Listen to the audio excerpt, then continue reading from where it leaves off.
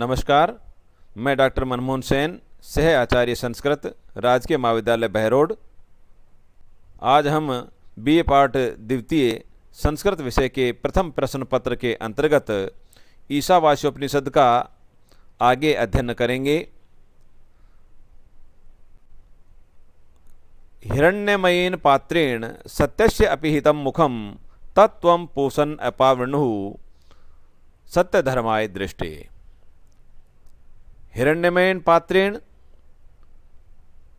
सत्य का या परमात्मा के ज्ञान का जो मुख है, हिरण्यमयेन पात्रेण, हिरण्यमय या तेज प्रकाश, तीव्र प्रकाश के आवरण से अपिहितम ढका हुआ है। सत्य से मुखम, जो सत्य का या सत्य स्वरूप जो परमात्मा है, उनके ज्ञान का जो मुख है, हिरण्यमयन पात्रेण, स्वर्णमय पात्र से या तीव्र प्रकाश के आवरण से अपिहितम ढका हुआ है। पूषण हे पोषक परमात्मन, तत्त्वम, तुम उस आवरण को सत्य धर्माय, यथार्थ स्वरूप को देखने के लिए, दृष्टि देखने के लिए अपावृणु, हटा लो या खोल दो। एक बार पुनर्देखिए। सत्यस्य मुखम, सत्य स्वरूप परमात्मा का मुख, सत्य का या परमात्मा के ज्ञान का मुख। हिरण्यमयेन पात्रेण, तीव्र प्रकाश के आवरण से या स्वर्णमय आवरण से या तेज से, ज्योति से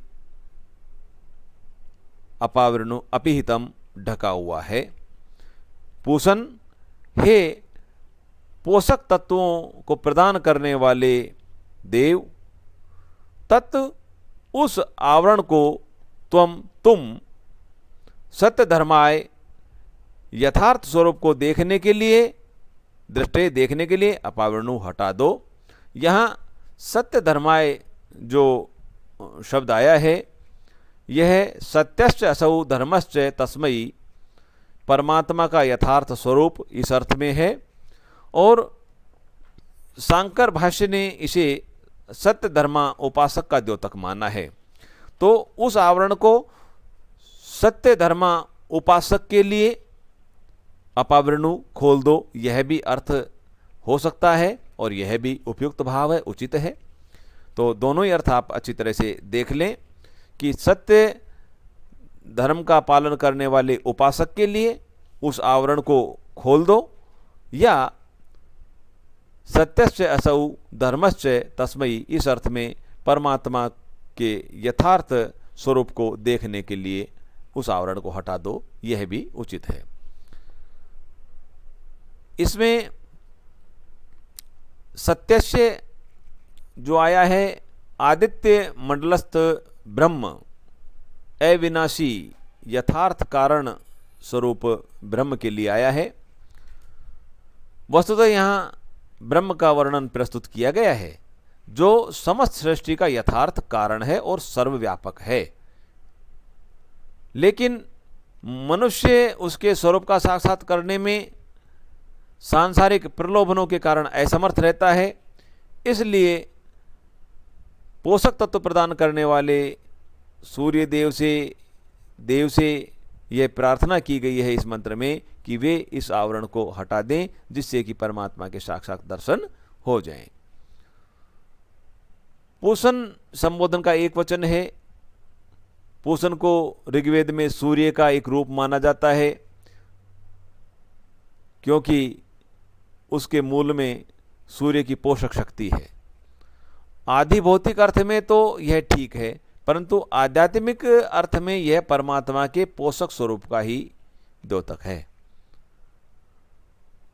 इसमें भक्त भगवान से, इस मंत्र में भक्त भगवान से प्रार्थना करते हुए कह रहा है, हे भगवान, आपका मुख अरविंद प्रकाशमय सूर्यमंडल की देदीप्यमान ज्योतिर्मयी यवनिका से, पर्दे से आच्छादित है।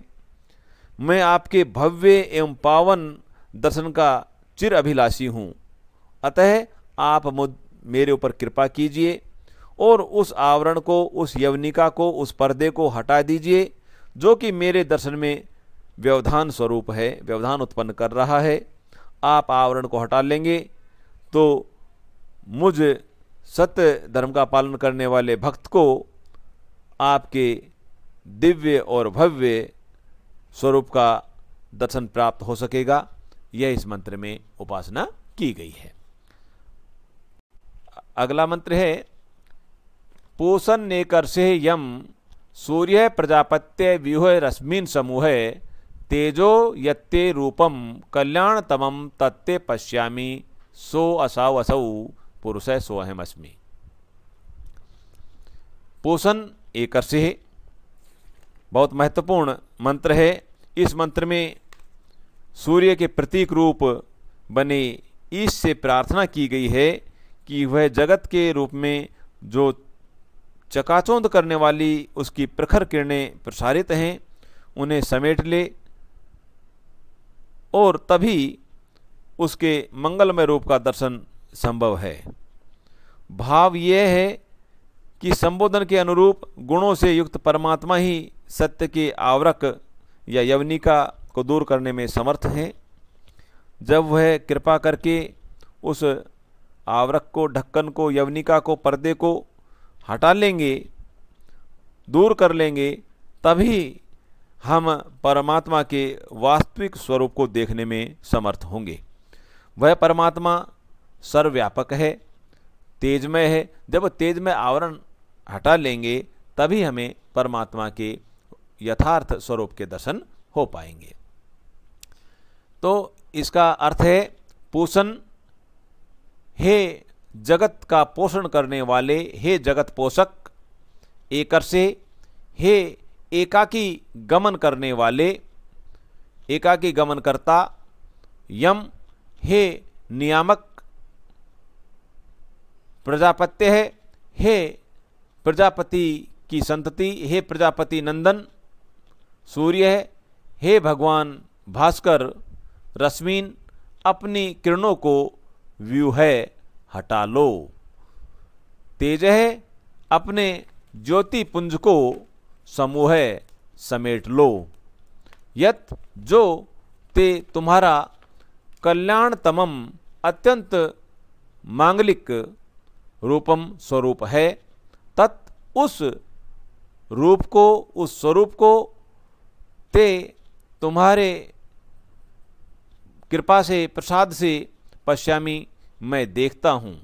यह जो असौ, यह आदित्य मंडलस्थ परोक्ष, असौ यह प्रत्यक्ष पुरुष है।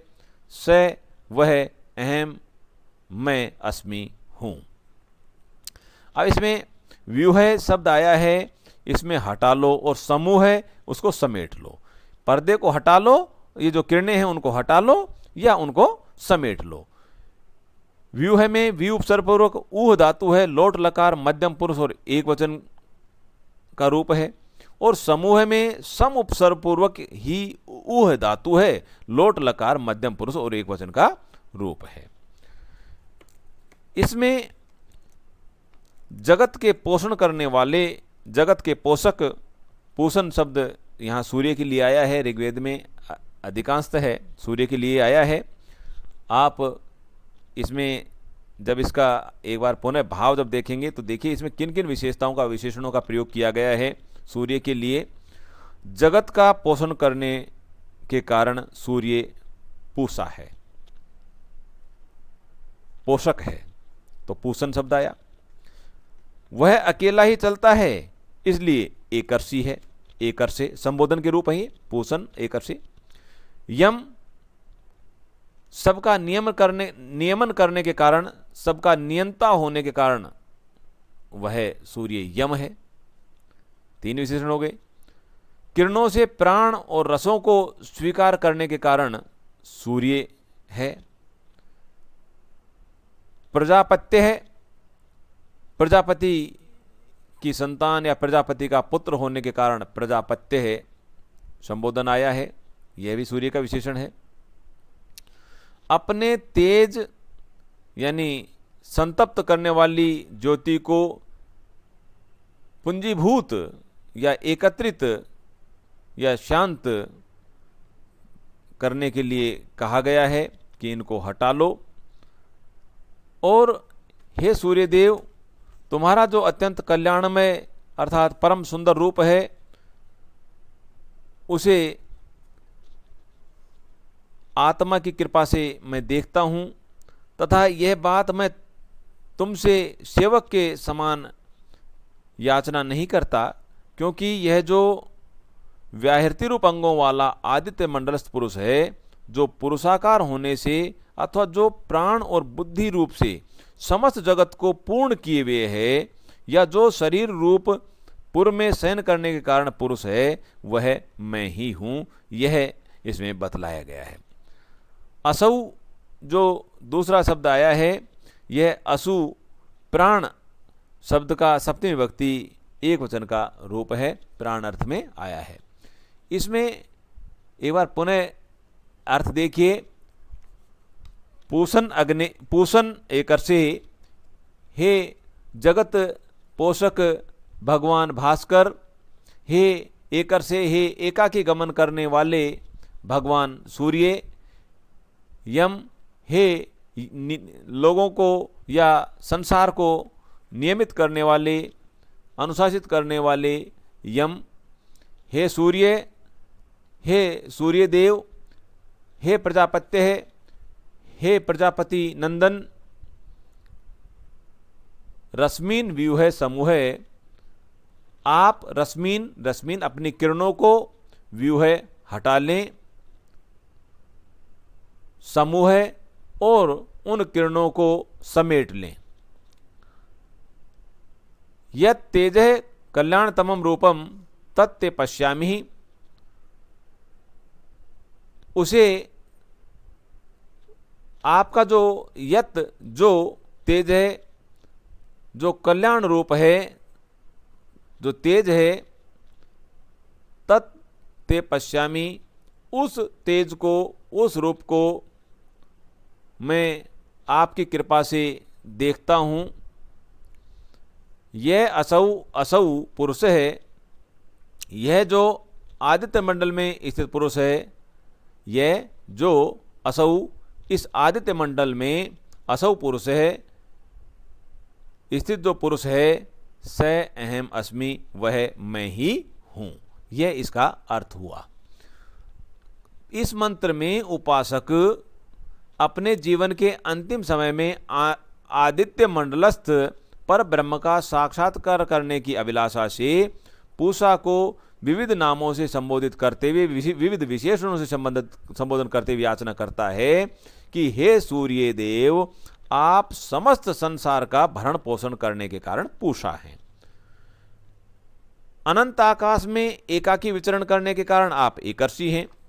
सकल संसार की गतिविधि आपके उदित होने के साथ ही प्रारंभ होती है तथा अस्त होने पर समाप्त हो जाती है, अवसान को प्राप्त होती है। अतः आप सकल संसार को अनुशासित करने वाले हैं, सकल सृष्टि का नियमन करने वाले हैं, अतः आप यम हैं।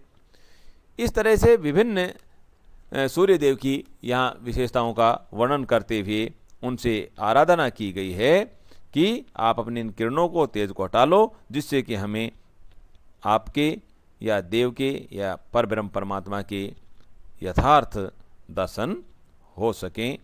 और जो आदित्य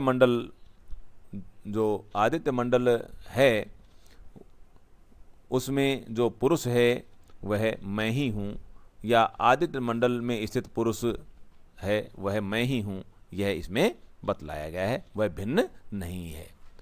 धन्यवाद।